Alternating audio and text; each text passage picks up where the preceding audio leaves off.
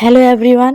তো আমি এখানে তোমাদের একটা নতুন রেসিপি দেখাবো, জহা চাল দিয়ে চাল কুমড়ো বানানো।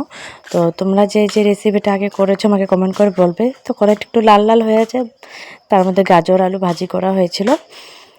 এখানে আমি তেজপাতা আর সাদা জিরে দিয়েছি সোমবারে, তারপর জহা চাল দিয়ে দিয়েছি। এটাকে অল্প নেড়ে চেড়ে নেব, হালকা লাল হওয়া পর্যন্ত। খুব সুন্দর তার থেকে সেন্ট বেরোয়। তো হালকা একটু নেড়ে নেব, নাড়াচাড়া করে তারপর এটার মধ্যে আমি লাল হয়ে আসলে তখন এটার মধ্যে আমি দিয়ে দেব চাল কুমড়োগুলো, সব চাল কুমড়োগুলো দিয়ে দেব। তো চাল কুমড়ো দেওয়া হয়ে গেলে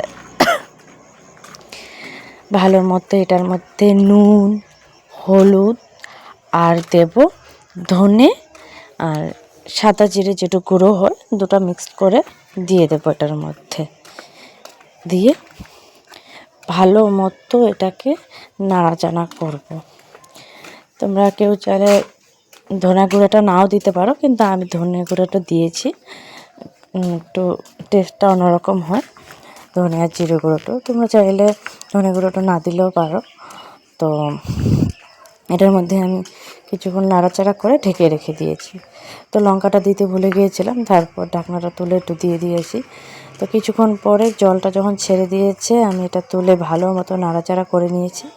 জলটাও ছেড়েছে, এখন একটু নাড়াচাড়া করে আবার ঢেকে রাখবো তো সিদ্ধ হওয়ার জন্য। তো চাল কুমড়োটা একটু কচি ছিল আর খুব পাতল করে কাটা হয়েছে, তার জন্য বেশি টাইম লাগবে না। তার জলটা বেরিয়েছে, তার জন্য ঢেকে রেখে দেবো একটু নাড়াচাড়া করে, ওপর নিচ করে। তো ঢেকে রাখা হবে কিছু টাইমের জন্য। তারপর কিছু টাইমের জন্য যখন জলটা ছেড়ে দেবে, তারপর ভাজা ভাজা হয়ে আসবে, একটু জলটা শুকিয়ে যাবে, তখন ঢাকনাটা তুলে আবার কীরকম নরম হয়েছে দেখে নাড়াচাড়া করে নেব ভালো মতো, যাতে ভাজা ভাজা হয়ে যায়। একটু মাখা মাখা হবে, একটু নাড়াচাড়া করাতে ভেঙে ভেঙে যাবে, একটু মাখা মাখা হবে। ব্যাস নাড়াচাড়া করেই আমাদের জহা চাল দিয়ে চাল কুমড়োর সবজি রেডি।